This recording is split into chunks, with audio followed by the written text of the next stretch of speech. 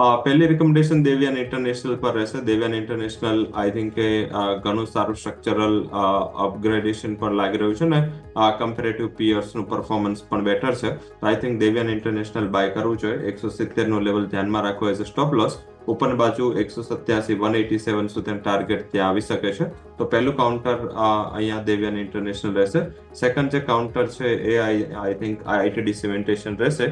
અહીંયા પણ જોઈએ તો સારું સ્ટ્રક્ચર બની રહ્યું છે અને સ્ટોક છે થોડું બોટમ આઉટ પ્રક્રિયામાં આવી રહ્યો છે. 520 આસપાસ અત્યારે ટ્રેડ ચાલી રહ્યો છે, ખરીદી કરવી જોઈએ. નીચેની બાજુ જે સ્ટોપ લોસ છે એ તમે રાખી શકો અરાઉન્ડ 506 અને ટાર્ગેટ રહેશે એનો 542. તો આ બે ખરીદીની સલાહ છે, આઈટીડી સિમેન્ટેશન અને દેવ્યાન ઇન્ટરનેશનલ. તો આઈટીડી સિમેન્ટેશન બહુ જ રસપ્રદ કંપની છે અને દેવ્યાની ઇન્ટરનેશનલ કે જેને પણ ધ્યાન પર રાખવાનું રહેશે.